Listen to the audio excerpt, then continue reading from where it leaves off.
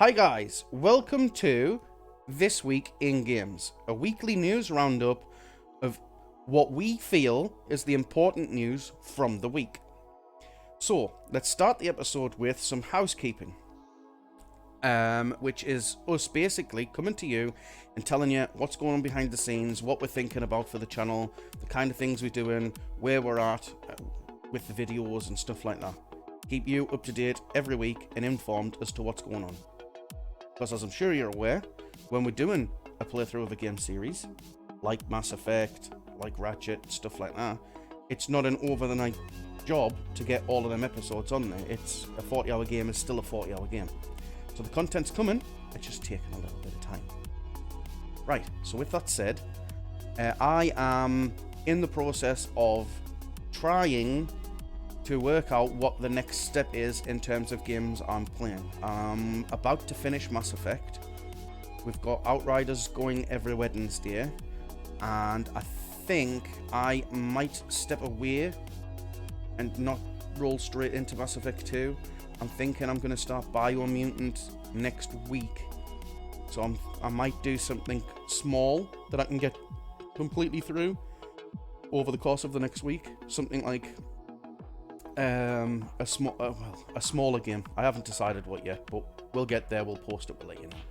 Right. So, Richard, do you have any housekeeping that you'd like to discuss? Yes, I do. Excellent.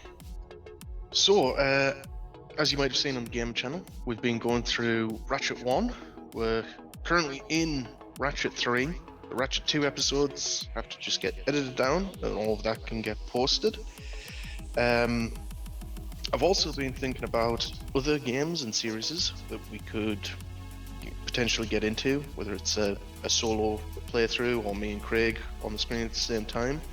I was having a lean towards some like Zelda, Ocarina of Time, Twilight Princess, that kind of thing, or going down KOTOR, Star Wars Knights of the Old Republic 1 and 2. Potentially even Dragon Age. There's a few different options. This is not me guaranteeing saying that those are the ones that we're going to do. This is just the ideas that are floating through my head at the moment. For people who've been watching some of the introduction to Gunpla, I've got a few reviews for a few kits, an unusual kit as well, a first grade actually that I've went to town on, and a couple common high grades.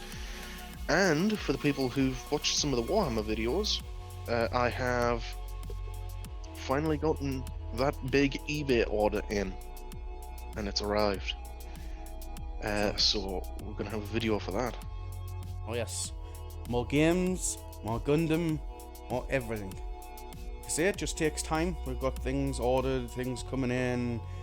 There's always going to be something going on, and we're now starting these weekly videos, so it should be all good in the hood. Right, so let's move to article number 1 on the list of 8. We have 8 things to talk about today. First thing is Starfield reportedly confirmed as exclusive to Xbox and PC. So this comes from Kat Bailey from IGN. Starfield will not be coming to PlayStation 5, GameBeat is reporting. Instead, Bethesda's first-person science fiction action role-playing adventure appears to be a major console exclusive for Series X and S. GameBeat cites sources familiar with the decision in its report. Reporter Jeff Grubb, huge industry insider, earlier tweeted that Starfield is exclusive to Xbox and PC, period. So, Richard, with that said, as a huge fan of Bethesda games, obviously you still have the ability to play, because you still have a PC. But how does this make you feel that some people might not be playing, or don't currently have a console that could play? I always wonder as to how well the balancing act works for these companies when they effectively cut out an entire portion of their market. It's a very bold move to force people to have to buy your machine in order to play your game. But on the other hand, it's finally a reason to buy an Xbox that there previously wasn't a reason to buy one, other than it has a big library of games. So it's good that Xbox is getting that game, and some games that's finally going to be like, oh yeah, and I need that machine in order to play that game. Mm-hmm. But again, dividing up the audience, I mean, it has to have worked for these companies so far, but to me it always seems kind of silly. I agree with you that it's silly. Divide your audience. But from Microsoft's viewpoint, I think it's a logical thing to do with Starfield. Not necessarily with every game, but with Starfield. From the standpoint of, it's a brand new IP. There's no prior games, there's no prior anything. So they take that as an exclusive. Now, if we were sitting here talking Elder Scrolls 6, I would have a big gripe. As much as I've always played Elder Scrolls on Xbox, 360 for Skyrim, 360 for Oblivion, there's an argument to be had that Elder Scrolls shouldn't be cutting. You know what I mean? But with Starfield, there is no legacy, there is no previous games, or there's no fans of the series or anything. It's a fresh start. So for Microsoft to grab that and go, this is ours, I think it's okay. Yeah. I think that's the way I'm looking at it. I'm looking at it as it's a brand new entity, and I'm shocked. Like, this is just a report, and this is just a rumor at the moment, still, technically, if you want to call it that. Until it's officially told to me that this is the case, then I'm still going to hold out hope for it coming to PlayStation, because the game clearly was being built with all platforms in mind. So all of that extra work they've done, for that to be just chopped away, I think it might not even be permanently exclusive. It might just be like the old the Tomb Raider situation. You know, we have a year of exclusivity. We have a year of exclusivity. Get it on Game Pass, blah blah. If you're desperate to play it, and it's as big a hit as everyone's expecting it to be. I just hope it's not another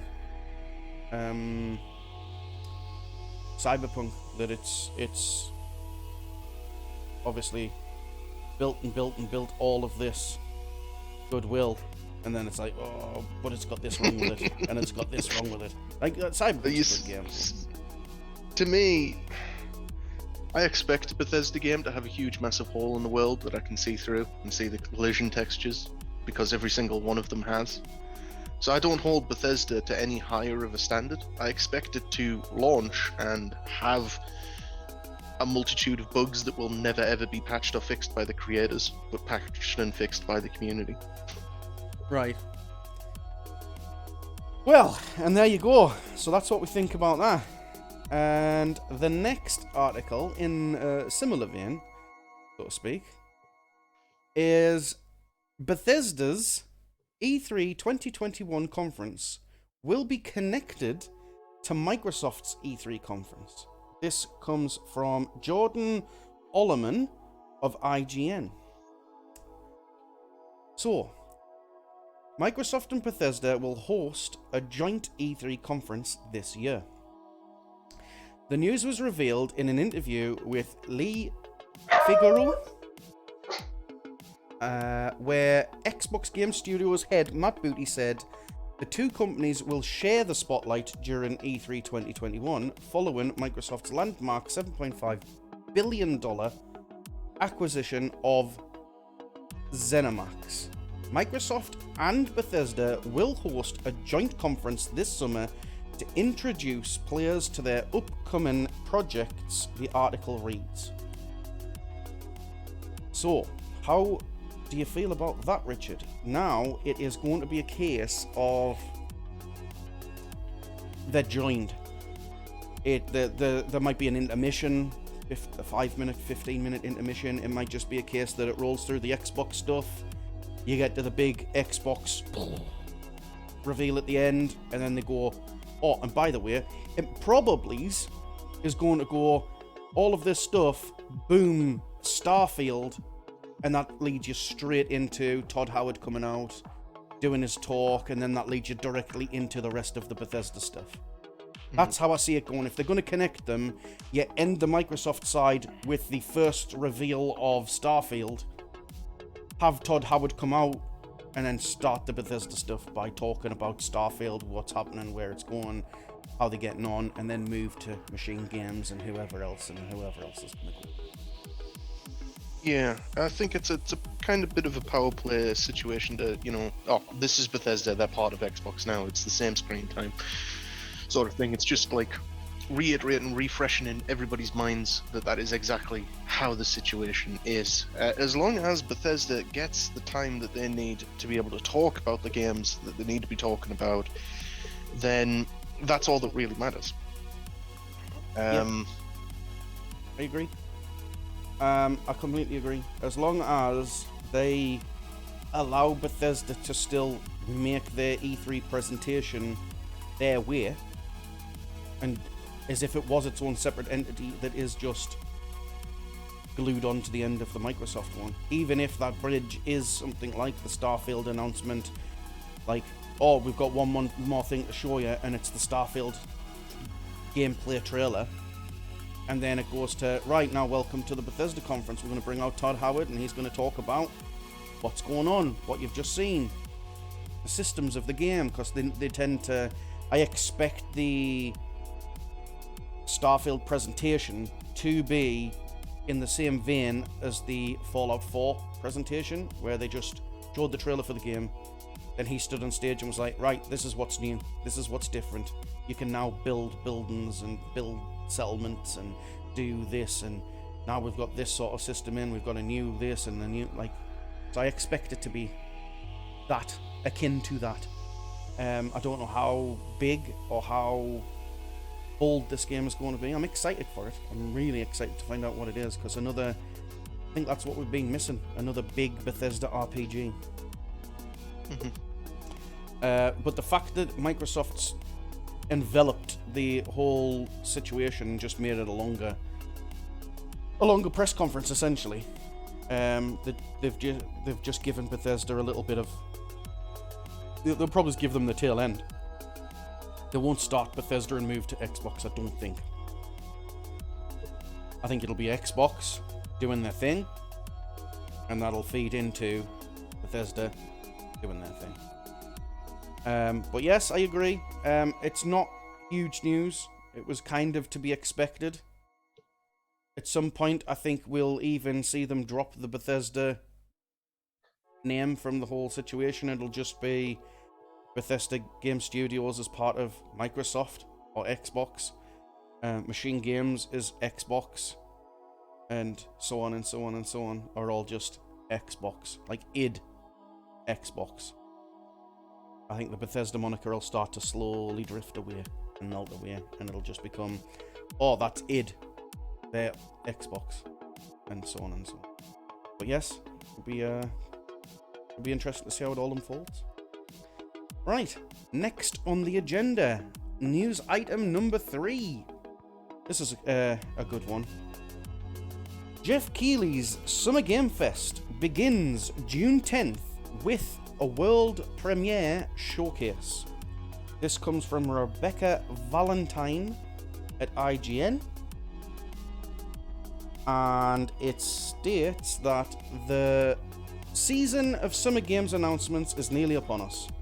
Jeff Keighley has officially announced the date of this year's Summer Game Fest, with festivities beginning on Thursday, June 10th. Summer Game Fest will open with an event called Kickoff Live, a live streamed showcase taking place on June 10th at 11 AM Pacific, 2 PM Eastern, and 7 PM UK time, across Twitch, Facebook, Twitter, and YouTube, and other major streaming services. The event will be hosted by Jeff Keighley and promises to feature more than a dozen world premieres and announcements from select publishers. So, let's dig into this. Let's unpack this little beast, because this, I feel, is quite important news. For those who don't know, E3 doesn't officially kick off until the 12th. And Jeff Keighley, with his gigantic knackers, has just come walking through the door and gone, alright, so E3 is officially going to start on the 12th? Well, I'll slap these bad boys on the table on the 10th. And we're getting world premiere, and I do believe these aren't going to be like piddly little things. I think there's going to be some absolute huge announcements in here. Potentially, because Sony haven't officially stated that they're doing a state of play or anything. Currently, as it stands, being only a few weeks away, Sony ain't doing anything for E3. Not a stitch. So there's potential that Sony could be turning up here, dropping a God of War trailer. Very unlikely, but it's potentially possible. Or Horizon, which is very likely. Quite likely that we'll see Horizon at some point. And there could be all sorts here from any company, because like I say, Jeff's got his ear to the ground and his foot in the door with pretty much all of them.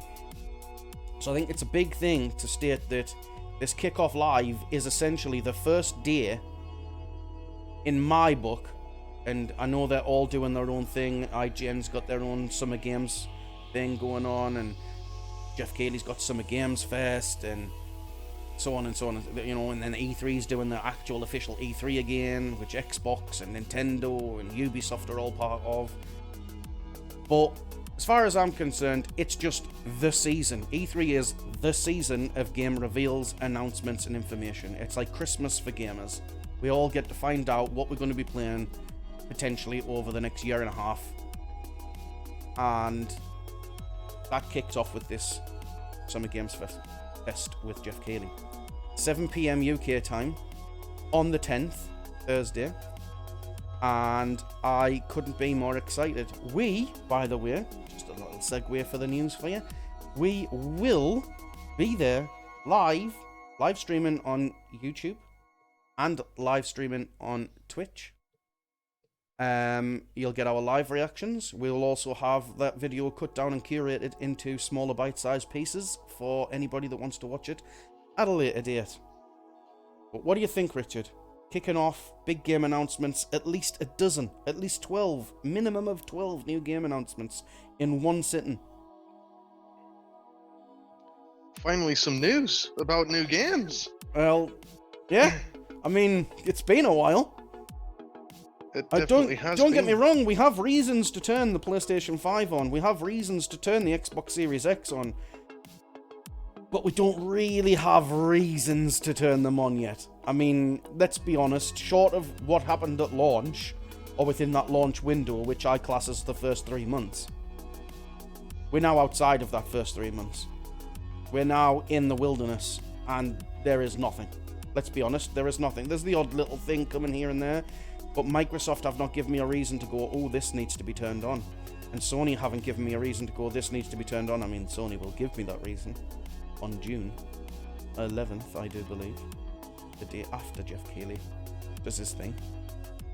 But yes, I believe this is quite big news, because Jeff used to run the E3 Coliseum every single E3 that I can possibly remember, where he would run the live he would host the live show to have the developers come on and talk about what they've announced, and, you know, big industry insiders and all of them would come on and talk with him. And obviously last year, with E3 not going on, he put his own show on. He left all of that, put his own show on, and spread it across 4 months. And I had big gripes, big issues with that. I wasn't keen on it just being a random pop-up thing here, there, and everywhere. It's also been confirmed that Summer Games Fest is just throughout the month of June. So it's 1 month. He's condensing it all down into that 1 month, so every week for that month something's going to be happening, I would assume. Obviously you've got actual E3 going on a couple of days after. You're going to have loads of other little pop-up events going on with summer games. I think it's going to be a cool time to... It's going to be a very busy time for me and you. Yes. But it's going to be a cool time. Because we're going to get all of these announcements. We're going to start seeing... probably Final Fantasy 16s and the situations for lots of all of these games that we're excited to talk about and see. And on a little side note, as I've mentioned previously, we will be covering the Games Fest event on the 10th. But that is not all we will be covering. We will be covering, whether it's just me, just Richard, or both of us, but we will be covering every single E3 digital event around that time period, June sort of time, including EA, which is in July, and anything Sony ends up announcing, because I do believe they'll announce something, a state of play or whatever. But we will be live reacting to everything we can react to, because we want to try and give you as much information and content as humanly possible through this period. And for those of you that care to see our opinions on these trailers and all of the rest of it, they'll all be there. So subscribe and stick with us through this E3 time, and you won't be disappointed. You will get everything that you could possibly need to get to know about what's going on at E3. Right. The next news article is... This is put into the doc by Richard. I'm not 100% sure on the ins and outs, but I'm going to read the article, and then Richard can go into a little bit more detail, and we'll discuss it. So, Final Fantasy XIV players pay tribute to Berserk creator, and I'm really sorry if I butcher this name, Kentaro Miura. Following the death of acclaimed manga author and Berserk creator Kentaro Miura, players in the Square Enix MMORPG Final Fantasy XIV paid tribute in a virtual vigil. Miura is best known as the author and artist of the manga Berserk, a seminal dark fantasy series critically acclaimed for its storytelling, art, and world building. Works that have been inspired by Berserk are numerous, including games like the Dark Souls series, as well as Final Fantasy. So I don't know if you want to take it away, Richard. And... Yes, unfortunately, one of the greats has passed away.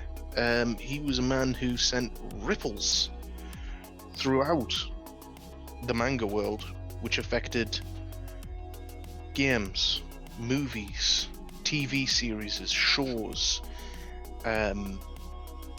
He was an icon. He, like I say, his most famous work, Berserk, about like the perseverance through all of the turmoil and just suffering and just pushing through all of that to try and achieve the goal that you were wanting to get. You know, when you look at the premise of Berserk on paper, you know, if you like write out like a basic of kind of what it symbolizes, Dark Souls very much does symbolize a lot of the same things, heavily influenced by it.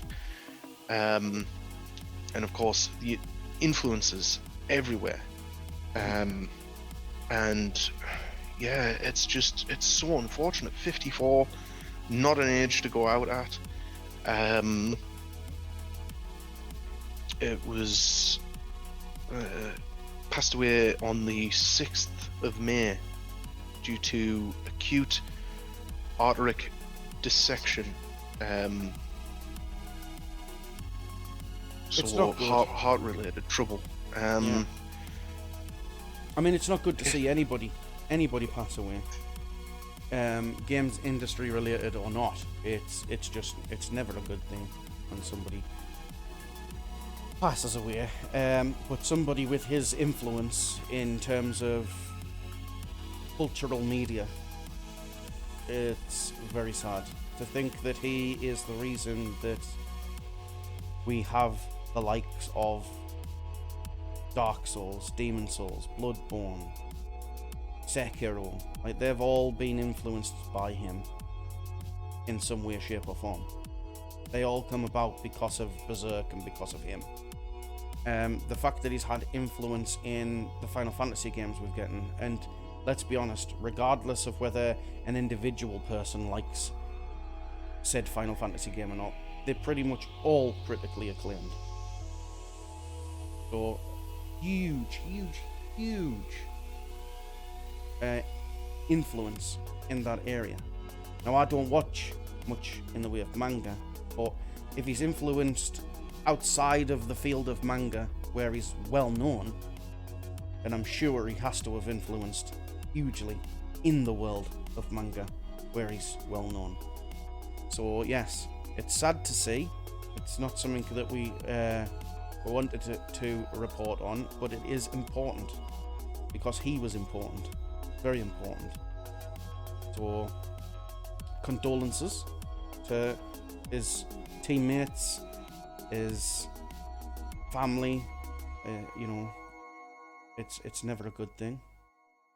Right, with that, we will move to the next article,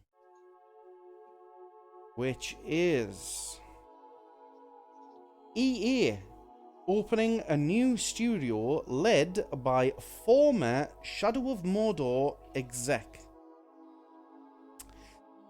Right. So, this comes from Emma Kent from Eurogamer. Following its acquisition of British developer Codemasters, it looks like EA is once again expanding its portfolio of developers, as the company is launching a new studio led by former Monolith Productions VP Kevin Stevens. The studio doesn't yet have a name, but we do know it will be based in the Seattle area and will work on an open-world adventure game. During his time at Monolith, Stevens oversaw projects such as Middle-earth Shadow of Mordor and Middle-earth Shadow of War, so he has plenty of experience working in this genre. So Richard, don't know if you're a fan of the Mordor games, Shadow of War, Shadow of Mordor. Yeah, I quite enjoyed them. I find this very exciting because as much as EA get a lot of stick, when EA bring out a game outside of their wheelhouse, that's not FIFA, that's not the churned out yearly tripe, it tends to be okay, in my opinion. Star Wars, the last Star Wars game, whose name eludes me, Last Jedi, Fallen Jedi. Fallen Jedi, I thought was a really, really good game. I really enjoyed it. The story was good. I expect a sequel to be announced, actually, at this E3. Now, what I find interesting about this is Shadow of Mordor is... Well, Shadow of War and Shadow of Mordor, both of them, but predominantly the second one, was my game of the year that year. It was incredible. I loved the character building, I loved the world building, I loved the story. The game mechanics were fun, the characters were so fun.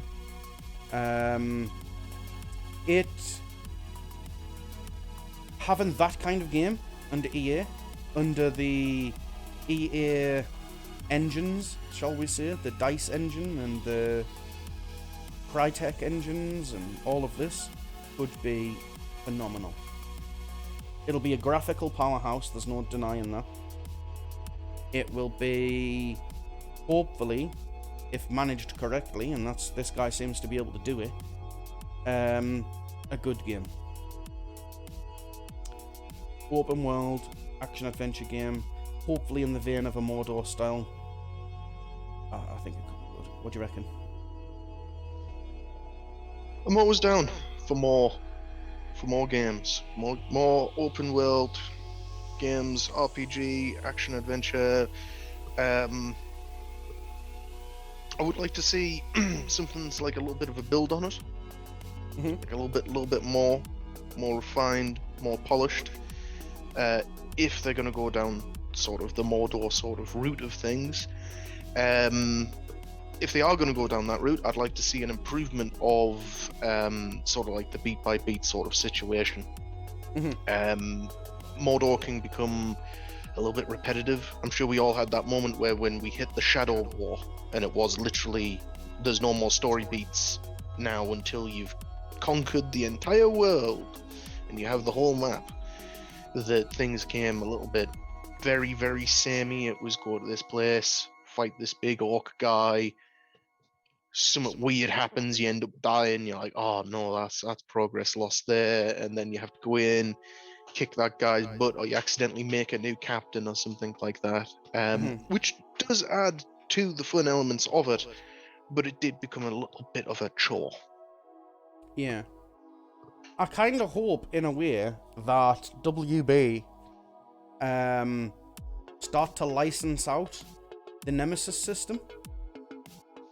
I don't know how that is even copyrightable. It is, and they have it, so... because, I mean, it's just... That sounds so weird to me. It sounds like something that can't be copyrightable. It's like somebody copywriting a shotgun. You know, having... what they've done is they've copyrighted an idea. Yeah, but that's the weird thing. I didn't think that you could copyright things like that, like concept and stuff like that. No, nor did I. You know, like the idea of that there is an enemy system where if an enemy defeats you, he becomes an important enemy. That just sounds like a generic game It's just system. more than that, though, isn't it? It doesn't just become important. He remembers the altercation, physically, in his appearance. If you've stabbed him in the eye, he has a patch the next time you see him, and he's like, "You won't take my other eye." There was a lot in it, and it's such a clever system. But I feel like it's being wasted. Oh, it's being massively wasted. Because the WB don't have that many games coming out, so I'm hoping that they license it out. And I'm hoping that this new EA studio does something cool with it. Now, do you think this studio are going to be lent on by EA to bring back a franchise of EA's? Or do you think that they're going to be given the free rein to design and build their own thing? Because, if I'm not mistaken, I know it was not the right time at all to be mentioning this games company. I know it was Pandemic that made Mercenaries. Yes. But it was published by EA. Yeah. Now, from what I can gather, Pandemic aren't around anymore. Most of the people from Pandemic ended up moving to Turtle Rock Studios, who originally did Left 4 Dead. Right. But, including like one of the main designers of it was like Matthew Colville. See, what I'm feeling with this new studio is either a mercenary style game, over the top, full destruction, blowing everything up, blah blah blah, or, if you remember it, Army of Two. You mentioned Codemasters. How linked in is Codemasters into this situation? They're not linked in at all. It's just EA now own them. Like, right. EA own Codemasters, and everything Codemasters have done or will do in the future is now EA. Well, Codemasters used to have it wasn't quite open world, but it was quite open action adventure type title, Overlord. Yeah. Could it be a reboot of Overlord or an Overlord 3? That would be interesting. I'd be into that. a good comedic element into it. Maybe he's making it a little bit more serious. Maybe there's these heroes that come back. They remember you after you've beat them, and they come back to try and take down the evil villain that is the Overlord. That sounds pretty cool. It does sound pretty cool. So yeah, well, we'll have to see. We'll have to see how it all shakes out. But yes, EA's dipping their fingers into the buying more studio, well, creating more studios pie. So we'll have to see how that one shakes out. Right, guys, next. Quite possibly my favourite news article of this week is Timesplitters Studio Free Radical reforms to make a new entry at last. This comes from Rebecca Valentine of IGN. After years of speculation, fan requests, and false starts, Timesplitters is finally returning for real, courtesy of publisher Deep Silver and a number of other original developers. Deep Silver announced today that a number of key original members of Free Radical Design have joined together to reform the studio under the same name, including founders Steve Ellis and David Doak.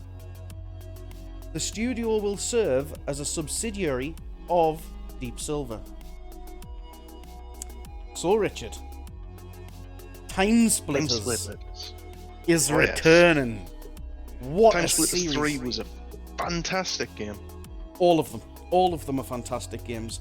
To me, the way I look at Timesplitters, right, and it's kind of I think you'll follow the train of thought that I'm going with here.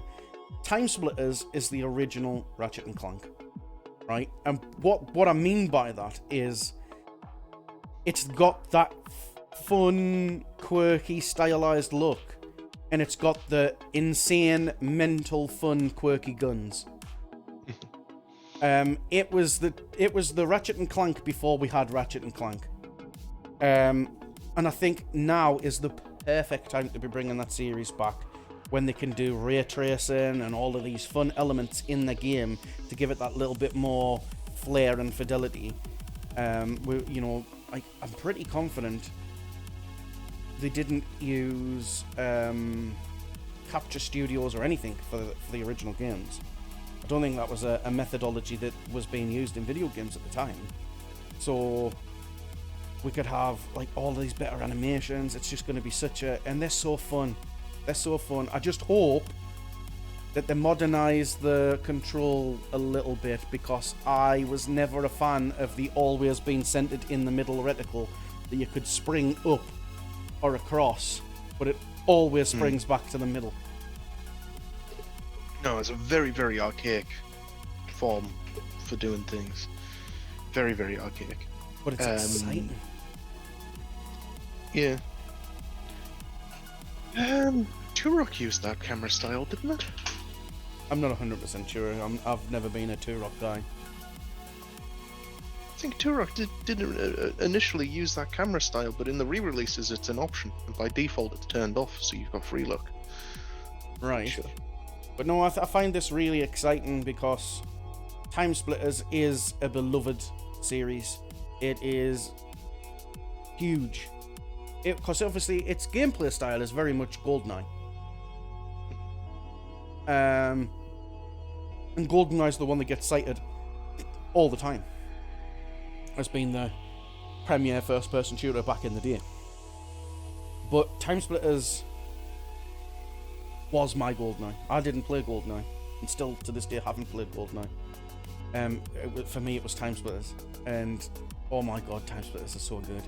The soundtrack, they could do quite a bit with it. I feel like, have you seen the one of the latest trailers for Deathloop before it got delayed? There's like a James Bond style song, called Deathloop, and it's a James Bond style sort of song. It's the theme for the game, and it's doing all this crazy like stuff. I feel like that is the same vibe that I want for a Timesplitters game.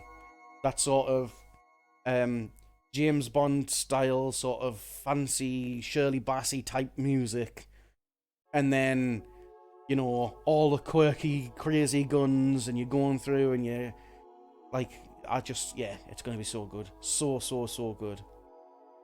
Right. So, now, the next news article. And the next news article is probably a big one for a lot of people.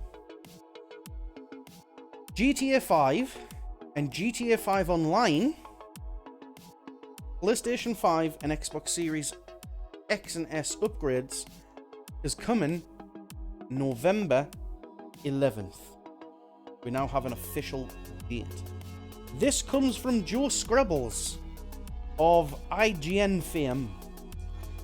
GTA 5 and GTA Online will receive PS5 and Xbox Series X and S versions on November 11th, and Rockstar have promised surprises related to the upcoming 20th anniversary of Grand Theft Auto 3. Announced in a press release, the new generation upgrades of both Grand Theft Auto 5 and GTA Online will be expanded and enhanced, and come with as yet unannounced new features.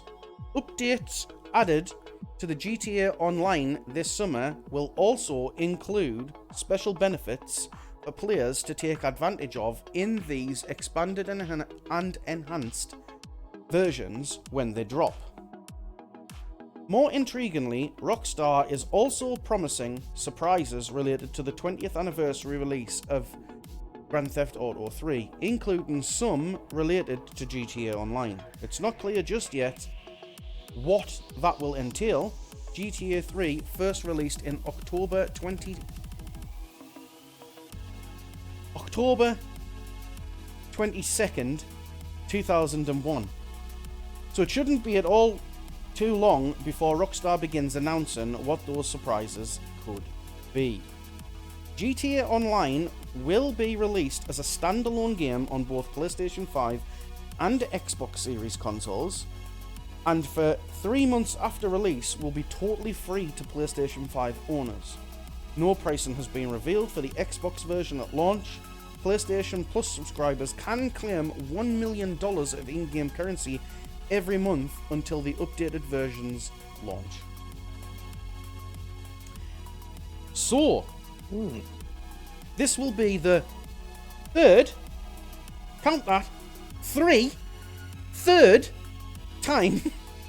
that Grand Theft Auto 5 has released. Is it the third?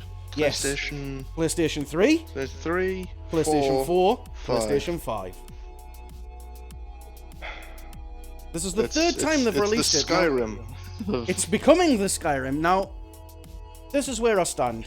When it comes out, am I going to play it? Hell to the fucking yeah, I'm going to play it. Because I love Grand Theft Auto. Absolutely adore Grand Theft Auto 5. It's got to be up there as one of the best games that they've made. If not the best game that they've made. Them adding new features and stuff, where I lie on this is I will be intrigued to see if their re-release of Grand Theft Auto meets or surpasses the current mod situation of GTA on the PC. Because the mods on the PC and the graphical upgrades that they've done to the PC version of just the standard PC game is phenomenal. It's up there with like current standard of graphics, considering when it came out. So I'll be intrigued to see how much they've pushed it. Now I'm hoping that they've really gone to town and they've added like ray tracing and better textures and just way more fidelity. Like really show us what you're capable of. Like really push it. Because last gen, i.e. PlayStation 4 era, their only game was Red Dead 2 Redemption. And it is a graphical leap forward from Grand Theft Auto. There's no denying that. It just is. So I'm hoping to get another graphical leap forward when they're working solely with the next gen systems, the current gen systems. As far as the surprises are concerned, I would love if when it comes out, because obviously asking somebody to try and buy the game for a third time, in my case, fourth time, because I bought it on PC as well. I think it would be really cool and really nice if they chucked in with the next gen versions side story, like an extended DLC. Like, buy the PlayStation 5 version and get this DLC chucked in.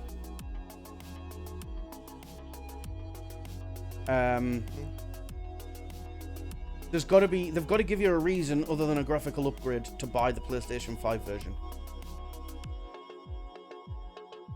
Now, maybe that is that the PlayStation 5 version is only slightly better looking than the PS4, and it runs at native 4K and it runs at 60. Which, if that's the case, that's a half-assed upgrade in my opinion. I want a I'd rather it run at 30 with a fully fledged suite of graphics and everything, because it runs at 30 on console anyway. Yeah, 60's better when I play it on the PC, but I'd rather it actually feel like an upgrade, like to look at, than just be a little bit smoother, because it's not exactly unplayable at 30, is it? So, as a lot of people actually can't tell the difference between 60 and 30. So I don't know. I think it's one of those things like, yeah, they dip in again, but if they do it right, I think it could be good, it could be fun. And as far as Grand Theft Auto 3 is concerned, I would absolutely piss myself where I stand if it was Grand Theft Auto 3 upgraded to even the current standard of Grand Theft Auto 5's graphics, with a fully reimagined, reskinned, redone everything, revoiced even. Like, if it was remake Grand Theft Auto 3, I'd probably piss myself where I stand, because Grand Theft Auto 3 is the first foray into full 3D Grand Theft Auto, and without it, we wouldn't be where we're at. So it needs some love, in my opinion. What do you reckon? Yeah, Grand Theft Auto 3 is an absolute classic. That, Vice City, absolutely fantastic, phenomenal games. To me, the new release of Grand Theft Auto, that's cool for the people who want it. I'm not going to get it. I've already played through Grand Theft Auto and Grand Theft Auto'd out.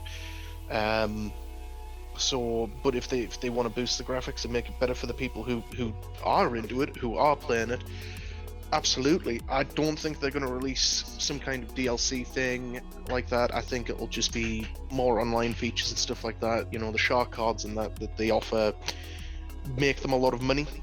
You know, you can buy the in-game currency through their store. I mean, obviously you need the currency in order to participate in certain online actions, like buying bunkers and the new cars and stuff like that. So they do have a market with it. They've separated Grand Theft Auto Online and Grand Theft Auto 5 on the next gen. They're completely two separate launchable assets. So Grand Theft Auto Online, if you have just got Grand Theft Auto 5, you won't have the online. I mean, the online's free for 3 months for PlayStation 5 according to the article, so you can get it for free. But yeah, so that's why I think there's going to be a DLC. There's either going to be a DLC or it's going to come out at a really, really, really, really, really cheap price. Like, over here, $29.99, something like that. Because it's just the campaign mode that you've been playing previously. If they want to try and get full price for that campaign mode, you have to give us something. And the only thing I could think they could give us is either a mission or an after endgame DLC that links 5 to 6. Because with them doing this and re-releasing 5, that tells me 6 is quite a way away. Grand Theft Auto 6 is going to be quite a way away. I don't think we see Grand Theft Auto 6 before 2024. We don't see a trailer or hear an announcement of it's coming till at least 2024. And we're only in 2021. Because like you say, it's making money hand over fist. And I think that's why they've split them. Because they can bring Grand Theft Auto 6 out and continue Grand Theft Auto Online. Grand Theft Auto Online can still make the money even when 6 comes out. And that way 6 doesn't have to have an online component, nor does 7, 8, whatever, because GTA Online's its own thing. And I'm guessing GTA Online will just get updated with the new maps and the new areas and eventually it'll probably become GTA World. It'll end up with GTA Online having Liberty City, Vice City, San Andreas. You'll probably get San Fierro in there and some of the other outlying areas. A slight side note, what are you hoping for in a GTA 6? In a GTA 6?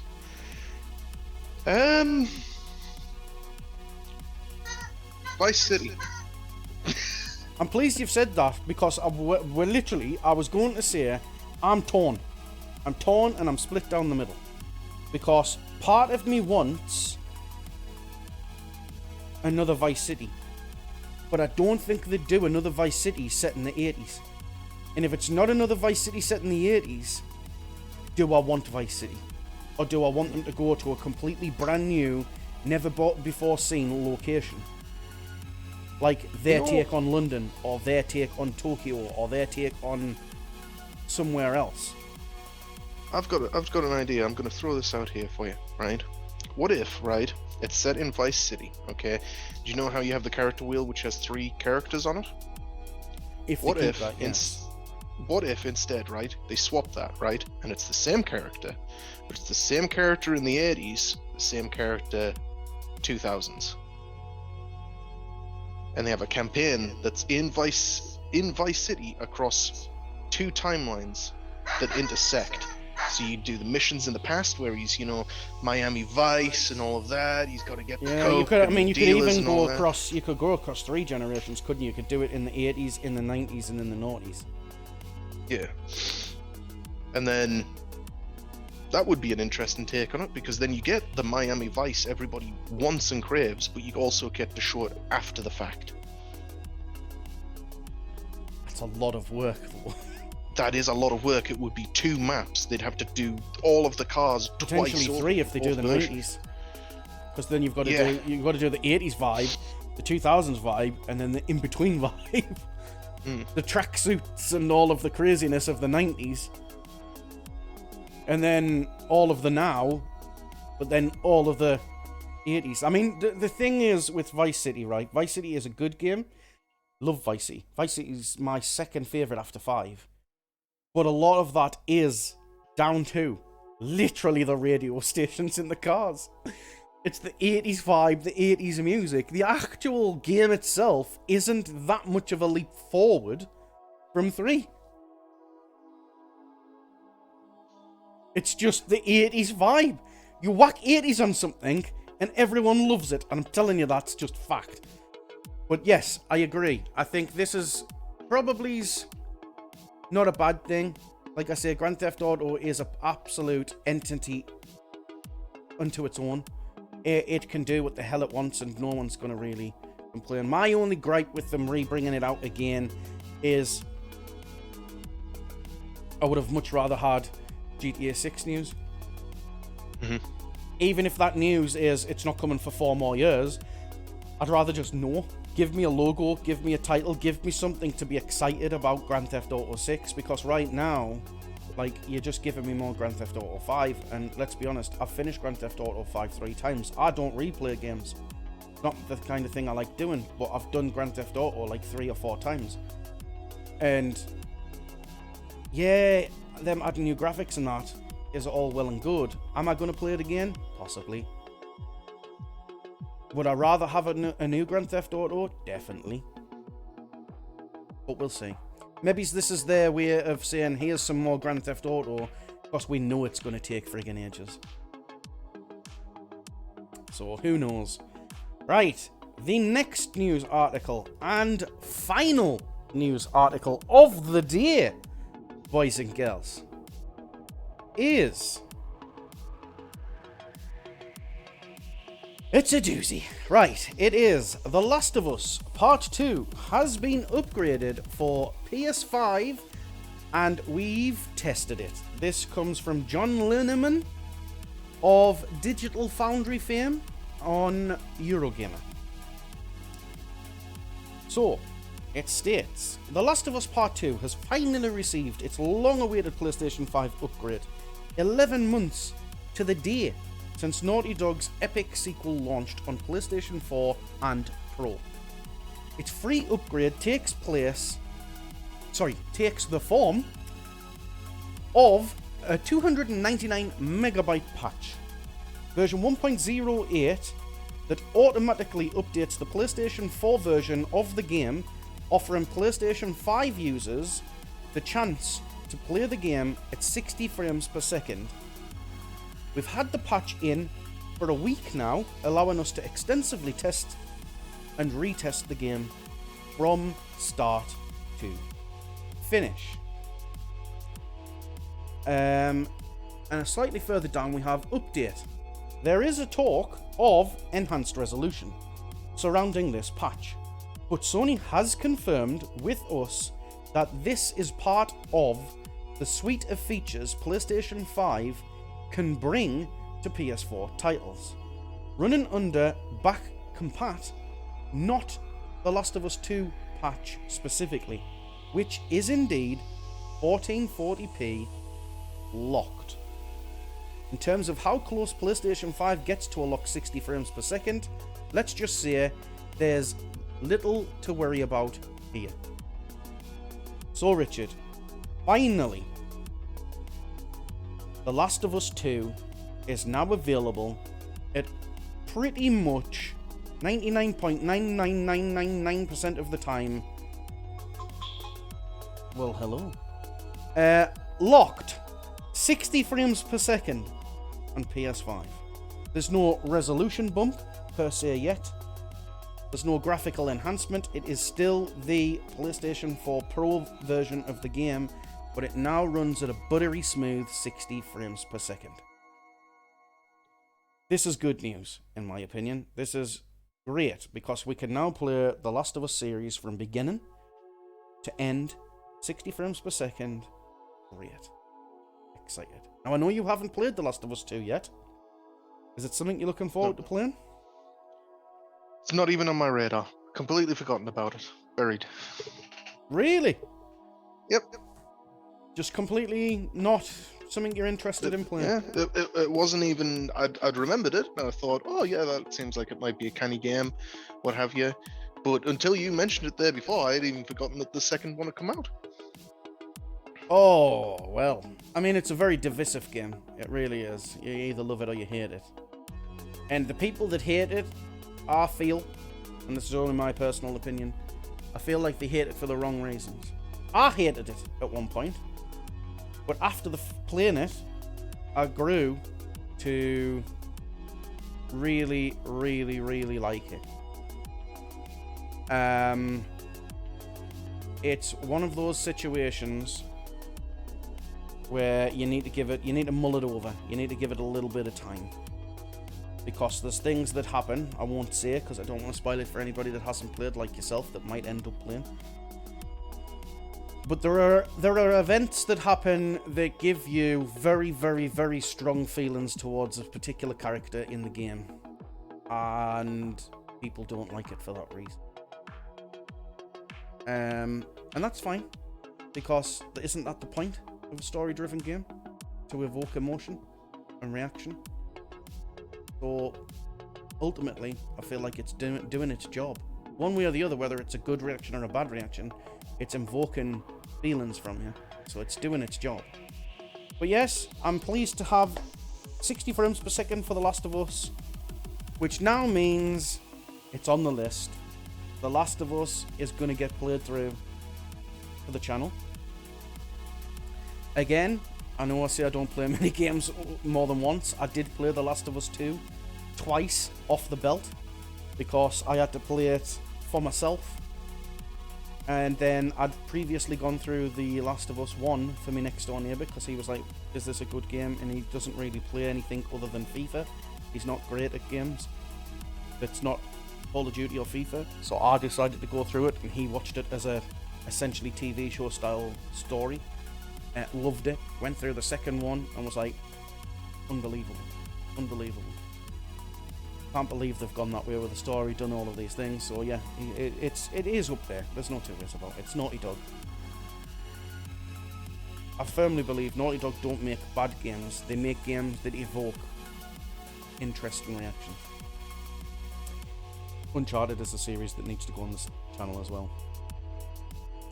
Haven't played a single one. Which I find really odd, you know, because you're a Tomb Raider fan and Uncharted is the best version of Tomb Raider on the planet. End of story. Well, There's no series of Tomb Raider got a better story than the Uncharted games. Whether it's the original Tomb Raiders, the new trilogy, whichever versions of Tomb Raider you want to go down, none of them have better story, character development and world building than Uncharted. And Uncharted is a better tomb raiding game in terms of tomb raiding, because that's exactly what you're doing. Like, depending on the version of Tomb Raider you play, it's not even about tomb raiding. Like, at what point is she an archaeologist in the new ones? She's not. She's becoming an archaeologist, but she's not an archaeologist. You've got the side mission things. You get to go on that Spanish galleon.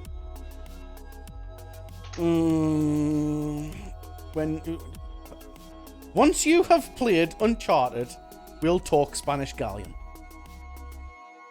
Because, believe me, Uncharted just does it better. There is no two ways about it. The characters are more relatable. The characters are more fun. I'm half tempted. Right. Little side note. We're on a Naughty Dog thing here, a little side note. So I said to Richard, he's doing Ratchet and Clank playthrough for me, because I've never played the games, and it's a good opportunity to get somebody that's experienced, play through Ratchet and Clank, and give some background as to what's going on for somebody that's never played it, leading up to the new ones coming out. I said I wanted to do the Yakuza series, because the Yakuza series is one of my favourite, if not favourite, franchises right now. I am half tempted, because there's so many Yakuza games, to put that on the back burner till we've got a bit more time, and I am half tempted to go through Uncharted, because there is only 4 Uncharted games.